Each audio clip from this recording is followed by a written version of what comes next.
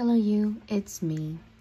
And I'm talking about this because I do have a master's in education and in psychology, and education has always been something that has been a huge part of my life. And a lot of people, especially on the right, are talking about this decision that Oregon made to drop high school graduation essential skill requirements. All right, now, what it essentially is, or what it is, not just essentially, what it is like an exit test. They want to check to make sure that the skills are acceptable and passable so that they can graduate and go on to whatever they decide to do in their life. It makes sense. Now, when I was in school, we didn't have like an exit test. That didn't exist. I don't know if that's a newer thing. I don't know when it came in. But their decision to drop an exit test, I don't think is necessarily a bad thing. You know, if you've proven that you can pass your classes, that you've done well, I think that's enough. But there is more. The plot thickens. As we go down this article, it says local state officials say requirement rarely kept students from graduating. So what's that saying to me? And what I read in the article is they're saying that even if they didn't pass this exit test, that it didn't prevent them from graduating. What it says is, let's see if we can find it. They said that they would give them some classes. Here it is, right here. If a student didn't pass the essential skill or meet the essential skill cut score using the Smarter Balanced Assessment, that's a state standardized test, then we would routinely have them engage in classes that would help them to do work samples. So what they're saying is that if they didn't pass the essentials test, then they would give them classes to help them better their skills, and they would still graduate. So it sounds to me like this test, this exit test, wasn't essential to Oregon to begin with. The only thing I guess that really bothers me is that in other articles they keep talking about how they're doing this because a lot of minority children were unable to graduate.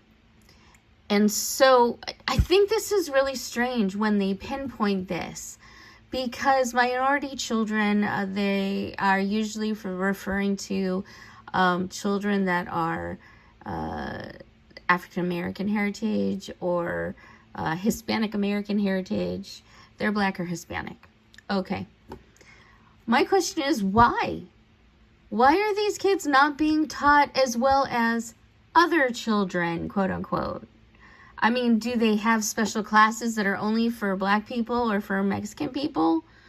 Mexican being the prominent Hispanic in my area, which is why I use that as an example, because I'm in California, and Oregon is similar in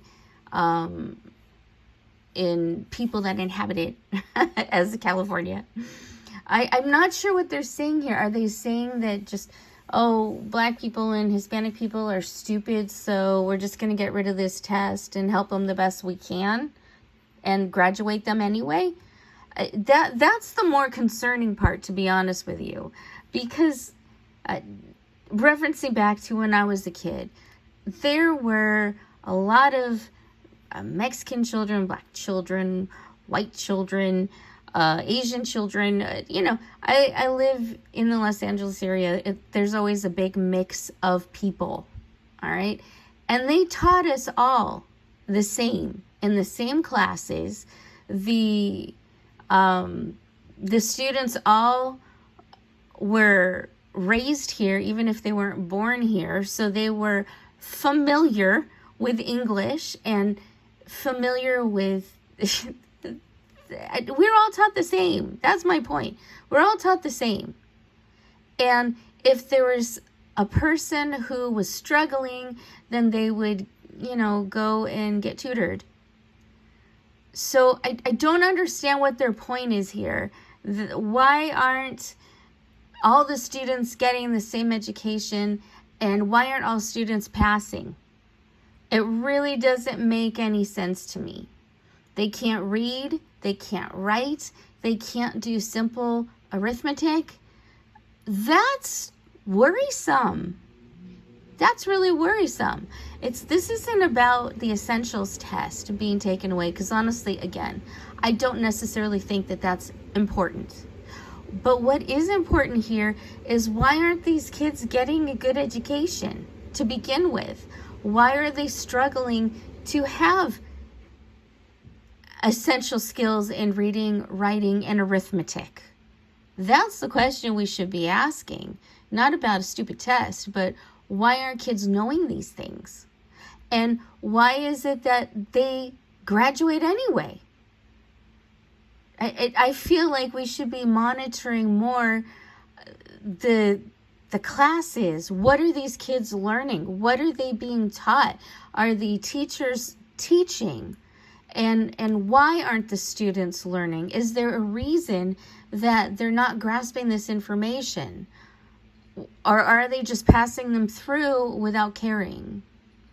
I think that's the real question here. And I get frustrated with the right and the left, because the right, oh, they're making kids dumber. Well, no, maybe indirectly, but it's not because of a test. It's because for some reason they're not being taught. Why aren't they being taught? That's the real question here. The left, I don't even know what they say about this. There really hasn't been a whole lot of discussion. This went under my radar until recently, when all these right-wing people were talking about it. And I watch right and left and middle of the road, because I like to try to get a full scope of what's happening. And this article has given me a better scope, as well as a few others that I looked at. So what we need to really concentrate on is not a dumbing down, but why aren't these kids being taught the essential skills that they need in order to get a job, go on to higher education, whatever they decide to do? Why aren't they learning these simple skills that we all need in order to just get by in society? That's the question we need to ask ourselves. And that's why we need to look at Oregon, as well as, because this school was in Oregon, but we need to look at just all schools in general. Why is education not educating? That's the question. Okay, that's all I got to say.